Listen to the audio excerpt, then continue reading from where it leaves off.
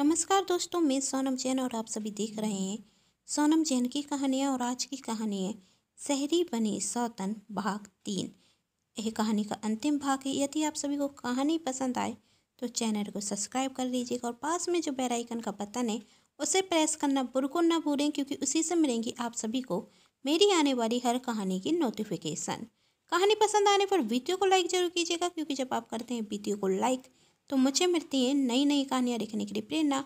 और कहानी को अपनों के साथ शेयर करना बिल्कुल ना भूलें। तो चलिए कहानी शुरू करते हैं। पूजा ने नीरम से कहा, नीरम तुम कैसी बातें कर रही हो? मेरा निखिल सिर्फ मेरा है और वही मुझे कभी भी धोखा नहीं दे सकता। वह सिर्फ मुझसे प्यार करता है। और प्लीज़ मजाक में भी कभी मत कहना कि मेरा निखिल मुझे धोखा दे सकता है। नीरम ने पूजा से कान पकड़कर सॉरी कहती और कहती, प्लीज़ यार, मैं तो मजाक कर रही थी, इतना भी नाराज मत हो। और मन में कहती, वही तो बहुत जल्द पता चल जाएगा कि निखिल किसका है, तेरा या मेरा। तुझे जो विश्वास है ना निखिल पर, बहुत जल्द झूठा साबित होगा, क्योंकि निखिल तेरा नहीं मेरा है। यह जो तू ऐसो आराम की ज़िंदगी जी रही है ना, वही तो मैं जीऊँगी, क्योंकि इस पर मेरा हक है। तुझसे पहले यह सब मेरा था, बस मेरी एक गलती की वजह से मुझसे सब कुछ छूट गया। लेकिन मैं अपनी गलती सुधार लूँगी और निखिल के दिल में अपने लिए जगह बना लूँगी। निखिल मुझे पहचाने या नहीं, मैं तो निखिल को बहुत अच्छे से पहचान चुकी हूँ। निखिल वही लड़का है जिसका कभी मेरे लिए रिश्ता आया था, लेकिन समझ में ही नहीं आता कि यह तो मेरे मामा के गांव में रहता था। इतने बड़े शहर में इतनी अच्छी जॉब इसकी लगी तो कब? और तभी नीरम पूजा से कहती, अच्छा बताना, तेरी शादी कैसे हुई? क्या तू पहले निखिल से प्यार करती थी या किसी ने तुझे यह रिश्ता बताया था? तेरी लव मैरिज थी या अरेंज? पूजा ने कहा, मेरी अरेंज मैरिज है। एक दिन मेरे पापा ने अपने दोस्त से कहा कि बेटी की शादी करना है, कोई अच्छा रिश्ता बताओ। तो उन्होंने निखिल के बारे में बताया। उस वक्त निखिल अपने मम्मी पापा के साथ छोटे से गांव में रहते थे। पापा निखिल को गांव में ही देखने के लिए गए थे। पापा को निखिल का परिवार बहुत पसंद आया। पैसों की तो कोई कमी थी ही नहीं, निखिल शुरू से ही बहुत पैसे वाले हैं। सब पसंद आने के बाद पापा ने निखिल को और उनके पूरे परिवार को घर पर बुलाया और मेरी मुलाकात निखिल से वहीं हुई थी। मैंने और निखिल ने कुछ अकेले में बातें की और उसके बाद पापा और मम्मी ने मुझसे पूछा, क्या तुम्हें निखिल पसंद है? तो सच में मुझे तो निखिल बहुत पसंद आए, क्योंकि निखिल सुलझे हुए इंसान है। और मैंने शादी के लिए हाँ कर दी। उसके बाद हमारी शादी हो गई। शादी के बाद 1 साल तक तो मैं भी गांव में रही, लेकिन निखिल का मन पढ़ाई में था और उन्होंने खूब मेहनत की और पढ़ाई कर कर अच्छी जॉब मिल गई और फिर हम शहर में आकर रहने लगे। निखिल का तो बहुत मन था, वह तो चाहते थे कि सास ससुर भी शहर में आकर रहने लगे, लेकिन पापा जी ने मना कर दिया। कहा कि अभी गांव में ही हमारा बहुत काम बाकी है और शहर में हमारा मन भी नहीं रखेगा। पर पापा जी कह रहे थे बहुत जल्द वह हमारे साथ आकर रहेंगे। तब नीरम ने कहा, फिर तो तू परेशान हो जाएगी, सास ससुर के साथ रहना कोई आसान काम तो होता नहीं। तब पूजा कहती, क्या बात कह रही है तू? मेरे सास ससुर बहुत अच्छे हैं और वह तो मुझे अपनी बेटी की तरह मानते हैं। मैं उनके साथ पूरे 1 वर्ष तक रही हूँ। शादी के बाद तब भी उनके साथ रहने में मुझे कोई परेशानी नहीं थी। और सच कहूँ तो मैं भी चाहती हूँ कि मम्मी जी पापा जी इसी शहर में आकर रहने रखें हमारे पास, क्योंकि निखिल के ऑफिस जाने के बाद मैं तो बिल्कुल अकेली हो जाती हूँ। तो कम से कम मम्मी जी पापा जी रहेंगे तो घर खाली खाली तो नहीं रखेगा, और वैसे भी घर वही होता है जहाँ अपने रहते हैं। तब नीरम मन में सोचती, इसे कहते हैं रंगूर अंगूर के हाथ में अंगूर, इतना बड़ा घर, इतना अच्छा पति मिला है और इसे अपने सास ससुर की सेवा करने की पड़ी रही है। वैसे भी तेरे सास ससुर गाँव में ही रहेंगे, क्योंकि जब मैं निखिल से शादी करूँगी तो उन्हें तो इस शहर में आने भी नहीं दूंगी। उस दिन तो मुझसे गलती हो गई कि मैंने घर से भागने का निर्णय ले लिया। मुझे क्या पता था कि निखिल कभी इतनी अच्छी जॉब भी करेगा और इतना अच्छा घर भी होगा। और भागी भी तो भागी उस बेवकूफ़ पवन के लिए। सोचा मुंबई में रहता है, ऐश की ज़िंदगी जीऊँगी, लेकिन उसके पास तो रहने के लिए अच्छा घर भी नहीं था। एक छोटा सा कमरा, वो भी किराए का। उस गवार को लगा कि मैं उसके साथ उस छोटे से कमरे में रहूंगी। मैं कितने बड़े बड़े सपने देखकर मुंबई गई थी। कह रहा था कि मेरी फिल्म इंडस्ट्री में जान पहचान है, तुम्हें सीरियलों में काम दिलवा दूंगा, लेकिन गवार कहीं का। पूरे 6 महीने तक कोशिश की, एक रॉड भी नहीं दिला सका। गुस्सा आया तो मैंने ही उसे छोड़ दिया। रोने लगा कि मैं तुमसे बहुत प्यार करता हूँ। उसके प्यार का क्या अचार डालूं जिसके पास रहने के लिए घर ही नहीं। नीरम सोच रही थी, तब पूजा नीरम को हराते हुए कहती, अब कहाँ खो गई तुम? नीरम ने कहा, सोच रही हूँ कि तू कितनी रखी है, काश कोई इतना प्यार करने वाला मुझे भी मिल जाए। पूजा ने कहा, मिलेगा, तुझे भी जरूर मिलेगा। जहाँ नीरम निखिल से शादी करने के लिए सोच रही थी, वहीं निखिल सोच रहा था, नीरम जितनी सीधी सादी दिखती है उतनी है तो नहीं। पूजा ने कहा था उसका स्वास्थ्य ठीक नहीं, लेकिन जब मैं कमरे में आया तो वह तो पूजा की महंगी ज्वेलरी पहन कर देख रही थी। यदि किसी को बुखार होता तो उसकी नज़र ज्वेलरी पर थोड़ी ना होती। नीरम को देखकर तो बिल्कुल नहीं रख रहा था कि उसे बुखार है। मुझे तो लगता है कि वह तो बुखार का भी नाटक कर रही है। इसी तरह दिन निकलते गए और आज निखिल का जन्मदिन था। निखिल सोच रहा था कि पूजा उसे सुबह उठते ही साथ जन्मदिन विश करेगी, लेकिन पूजा ने विश नहीं किया। तब निखिल ने सोचा, शायद वह मुझे कुछ सरप्राइज देना चाहती हो या जानबूझकर मुझसे चिढ़ा रही हो। ऐसा हो ही नहीं सकता कि पूजा को मेरा जन्मदिन याद ही ना हो।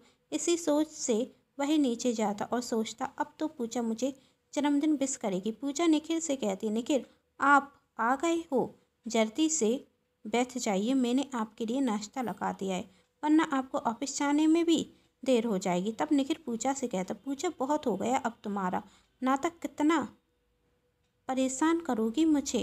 पूजा ने कहा, क्या हुआ निखिल, आप ऐसे क्यों कह रहे हैं, मुझसे कुछ गलती हो गई क्या? तब निखिल कहता, अब बनना भी बंद करो पूजा, तुम सब कुछ समझ रही हो। पूजा ने कहा कि आप किस बारे में बात कर रहे हैं? निखिल ने कहा, तुम्हें सच में नहीं पता आज क्या है? पूजा कहती, पहेलियों में बातें क्यों कर रहे हो?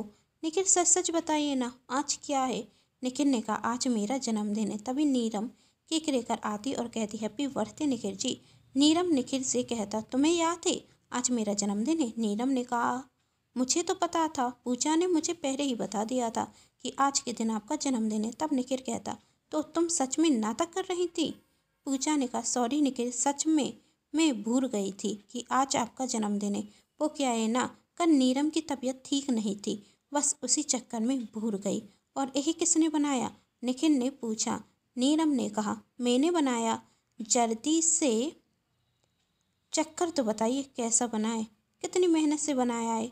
नीरम अपने हाथों से निखिल को केक खिलाती और कहती, हैप्पी बर्थडे निखिल जी। यह सब पूजा भी देख रही थी और उसे यह सब अच्छा नहीं लगता। निखिल गुस्से में पूजा से कहता, तुमसे अच्छी तो तुम्हारी दोस्त है, कम से कम उसे तो मेरा जन्मदिन याद रहा। मैं जब से सोच रहा था कि तुम मुझे कोई सरप्राइज दोगी, लेकिन तुमने सच में मुझे सरप्राइज दे दिया। तुम्हें मेरा जन्मदिन तक याद नहीं था। इतने सालों में तो कभी नहीं हुआ ऐसा। दोस्त आ गई तो मेरा जन्मदिन ही भूल गई, कभी मुझे मत भूल जाना। निखिल पूजा पर गुस्सा हो रहा था। यह देखकर नीरम को मन ही मन बहुत अच्छा लगता। वह सोचती कि मैंने दरार डालने का काम तो कर ही दिया, अब बहुत जल्द इन दोनों को अलग कर दूंगी, मैं निखिल से शादी कर लूँगी। तब नीरम निखिल से कहती, निखिल जी जाने दीजिए ना, पूजा को कितना काम रहता है कि उसके दिमाग से निकल गया, पर क्या फ़र्क पड़ता है। हर बार आपके जन्मदिन पर केक पूजा बनाती थी, इस बार मैंने बना दिया। अब मेरी दोस्त पर गुस्सा होना छोड़ दीजिए ना और उसे माफ़ कर दीजिए। तब निखिल ने कहा, तुम कहती हो इसलिए माफ़ कर देता हूँ। निखिल गुस्से में ऑफिस चला जाता और नीरम पूजा से कहती, तुझे बुरा तो नहीं लगा ना, यह मैंने निखिल जी के लिए केक बनाए? पूजा ने कहा, नहीं, इसमें बुरा रखने की क्या बात, लेकिन कहीं ना कहीं पूजा को बुरा तो रखता।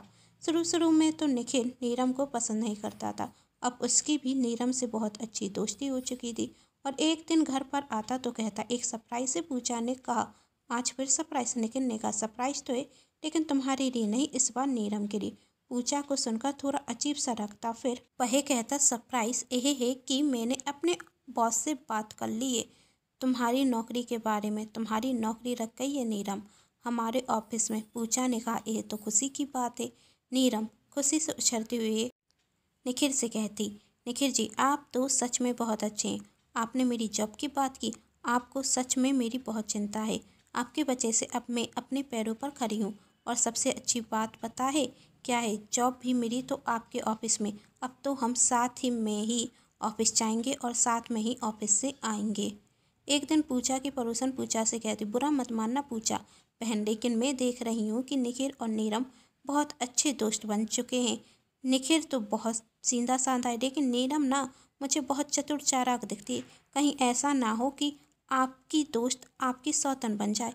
यह सुनकर पूजा को अपनी पड़ोसन पर गुस्सा आता और वह उसे बहुत कुछ सुना देती। तब उसकी पड़ोसन कहती, मैं तो आपकी भलाई के लिए कह रही थी, लेकिन आजकल तो भलाई का जमाना ही नहीं है। पता है, आज मैं ज्वेलरी शॉप पर गई थी अपने पति के साथ, तभी मैंने वहाँ निखिल को भी देखा था नीरम के साथ। एक डायमंड रिंग पसंद की थी निखिल ने नीरम के लिए, और यह सपना मैंने अपनी आंखों से देखा था। यदि विश्वास ना हो तो निखिल से ही पूछ लेना, क्या उसने नीरम के लिए एक डायमंड रिंग ली है या नहीं। पूजा अपनी पड़ोसन से तो गुस्से में कह देती कि मुझे निखिल पर पूरा विश्वास है, वह मुझे धोखा नहीं दे सकता, और नीरम तो मेरी सबसे अच्छी दोस्त है और वह मेरी कभी सौतन नहीं बन सकती। लेकिन सच तो यह था कि अब पूजा का मन भी और दिल भी ये बात मानने को तैयार नहीं था कि निखिल और नीरम के बीच में कुछ भी नहीं, क्योंकि अक्सर वह घर पर भी आपस में एक दूसरे से बहुत बातें करते थे। इतनी बातें कि वो भूल जाते थे कि सामने पूजा बहती हुई है। निखिल का यह व्यवहार भी पूजा को कुछ दिनों से बतरा हुआ लग रहा था, और पहली बार पूजा की पड़ोसन ने पूजा से ये सब कुछ नहीं कहा था। पूजा की दोस्त भी पूजा से कह चुकी थी कि तुम्हें अपनी सहेली को अपने घर में जगह नहीं देनी थी, कहीं तुम्हारी सहेली तुम्हारी सौतन ना बन जाए। सिर्फ इतना ही नहीं, पूजा ने एक दिन नीरम से कहा था कि अब तुम्हारी जॉब लग गई है तो तुम अपने लिए दूसरा घर देख लो। तो नीरम ने कहा, पूजा मैं घर तो देख रही थी, लेकिन सच कहूँ तो यदि मैं अकेले किसी घर में रहूँगी तो मेरा मन नहीं रखेगा, मुझे घबराहट होगी। प्लीज़ मुझे अपने घर से मत निकालो। यदि मेरे से कोई गलती हो गई है तो मुझे माफ़ कर दो। और निखिल भी नीरम का पक्ष लेते हुए कहता, पूजा सच ही तो कह रही है नीरम को, जब तुमने अपने घर में रोका है तो रुकने दो ना, अब तुम्हें क्या परेशानी हो गई है। निखिल का यह जवाब पूजा को पहले ही पसंद नहीं आया था, लेकिन अब तो हद हो गई थी। निखिल ने पूजा के लिए डायमंड रिंग तक ले ली थी। यह सब सोचकर पूजा का सिर दर्द होने लगा और उसने अपनी सबसे अच्छी दोस्त को फ़ोन लगाया तो वह उसे राय देती कि यदि तुझे निखिल पर सके तो मेरे ख्याल से तुझे उससे साफ साफ बातें कर लेनी चाहिए, जिससे तेरा शक दूर हो जाए। कहीं ऐसा ना हो कि एक शक की वजह से तू अपना घर बर्बाद कर ले। पूजा कहती, तू सच कह रही है, आज ही मैं निखिल से सब कुछ सच सच बात करूंगी और नीरम को भी इस घर से जल्दी से जल्दी निकाल दूंगी। निखिल और नीरम आज हंसते हुए ऑफिस से घर आते, जिसे देखकर पूजा को जलन होती, लेकिन वह अभी निखिल से कुछ भी कहना नहीं चाहती थी, क्योंकि वह नीरम के सामने अपने पति से कुछ भी कहना सही नहीं समझ रही थी। तभी निखिल पूजा से कहता, तुम अपनी आंखें बंद करो, तुम्हारे लिए सरप्राइज है। पूजा ने कहा, मुझे किसी भी सरप्राइज में कोई इंटरेस्ट नहीं। निखिल ने कहा, प्लीज़ करो ना। निखिल के बार बार कहने पर पूजा गुस्से में अपनी आंखें बंद करती और निखिल पूजा का हाथ आगे करते हुए उसे डायमंड रिंग पहनाता, जिसे देखकर पूजा का सारा शक दूर हो जाता। वह सोच रही थी कि मैं अपने पति के बारे में गलत सोच रही थी, और डायमंड रिंग पहनते ही साथ उसकी आंखों में आंसू आ जाते। पूजा निखिल से कुछ कहती उसके पहले ही नीरम निखिल से कहती, यह रिंग तो तुमने मेरे लिए खरीदी थी ना, फिर इसे क्यों दे रहे हो। निखिल नीरम से कहता, क्या कह रही हो तुम, यह रिंग तो मैंने पूजा के लिए ही खरीदी थी। मैं तो तुम्हें अपने साथ इसलिए ले गया था क्योंकि तुम पूजा की दोस्त हो और उसकी पसंद और नापसंद बहुत अच्छे से जानती होगी। तब नीरम कहती, देखो तुम्हें किसी से भी डरने की कोई ज़रूरत नहीं, मैं बहुत अच्छे से जानती हूँ कि तुम मुझे पसंद करते हो। इसे नहीं, तुम्हें तो इससे शादी भी ज़बरदस्ती करनी पड़ी। निखिल कहता, क्या बकवास कर रही हो नीरम। नीरम ने कहा, यदि यह रिंग तुमने इसके लिए खरीदी थी तो फिर मुझे अपने साथ ज्वेलरी शॉप पर लेकर क्यों गए थे। मुझे लगा कि कुछ दिनों बाद मेरा जन्मदिन आ रहा है तो तुम मुझे सरप्राइज़ में रिंग देना चाहते हो, इसलिए पहले से ही मुझे पसंद करा दी। निखिल कहता, मैंने पहले ही कह दिया है कि तुम पूजा की दोस्त हो, इसलिए तुम्हें लेकर गया था, और मैं तुम्हें इतना महंगा गिफ्ट क्यों दूंगा, तुम्हें यह सोचना भी नहीं चाहिए था। नीरम ने कहा, क्योंकि तुम मुझसे प्यार करते हो और मुझे प्रपोज करने के लिए इतनी महंगी रिंग तो दोगे ही ना। निखिल ने कहा, तुम्हें गलतफहमी हुई है, मैं तुमसे कोई प्यार नहीं करता, मेरी ज़िंदगी में सिर्फ पूजा है और उसकी जगह कोई नहीं ले सकता। नीरम ने कहा, तुम्हारी जिंदगी में पूजा से पहले मैं आई थी। क्या तुम्हें सच में नहीं पता कि पूजा से पहले तुम्हारा रिश्ता मेरे लिए आया था? तब निखिल ने कहा, तुम वही लड़की हो? नीरम ने कहा, हाँ मैं वही लड़की हूँ। निखिल ने कहा, फिर तो वही मेरी खुशकिस्मती है कि तुम्हारे साथ मेरी शादी नहीं हुई। तुम्हें पूजा ने रहने के लिए घर दिया, एक अच्छी जॉब मिल गई। पूजा ने तुम्हारे लिए इतना कुछ किया और तुम उसकी ही सौतन बनने के बारे में सोच रही हो। मैं पूजा से नाराज हो सकता हूँ लेकिन कभी उसे धोखा नहीं दे सकता। और सच कहूँ तो तुम मुझसे प्यार नहीं करती, तुम इस घर से प्यार करती हो।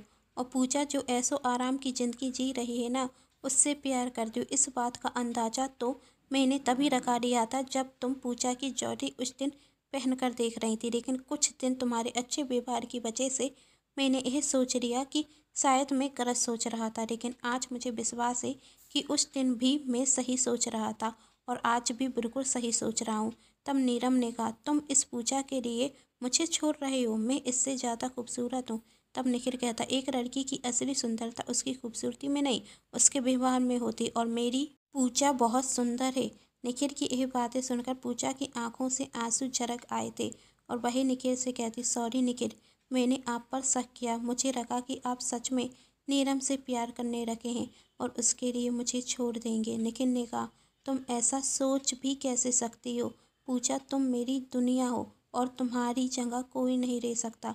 और पूजा नीरम से कहती, मैं तुम्हें इस घर से धक्के देकर निकालूं उसके पहले तुम इस घर से निकल जाओ। तुम जैसे दोस्तों की वजह से आज के टाइम में कोई किसी पर विश्वास करना तक नहीं चाहता। मैंने जब तुम्हें देखा तो सोचा तुम दुखी हो और मैं तुम्हें एक नई जिंदगी देना चाहती थी, तुम्हारी ज़िंदगी में खुशियाँ लाना चाहती थी। लेकिन तुम तो मेरी ही ज़िंदगी में जहर घोलने लगी। तुम जैसी दोस्त होने से तो अच्छा है कि मेरी कोई दोस्त ही ना बने। नीरम ने कहा, अब ज्ञान देना बंद कर, जा रही हूँ मैं यहाँ से। नीरम वहाँ से चली जाती और पूजा फिर एक और बार निखिल से माफ़ी मांगती। निखिल ने कहा कि तुम्हें माफ़ी मांगने की कोई ज़रूरत नहीं, तुम मुझसे बहुत प्यार करती हो इसलिए तुम्हें मुझ पर संदेह हुआ। अब निखिल और पूजा अपनी ज़िंदगी में बहुत खुश थे और सच में निखिल पूजा एक दूसरे से इतना प्यार करते थे कि उनके बीच में कोई तीसरा आ ही नहीं सकता था। आप सभी को कहानी के तीनों पार्ट कैसे लगे नीचे कमेंट बॉक्स में ज़रूर बताइएगा। और क्या आप सभी ऐसी कहानियाँ और देखना चाहते हैं इसके बारे में ज़रूर बताइएगा। कहानी का अगला टॉपिक किस चीज़ पर हो बताना बिल्कुल ना भूलें। और कहानी पसंद आई हो तो चैनल को सब्सक्राइब, वीडियो को लाइक एंड शेयर जरूर कीजिएगा। Thanks for watching.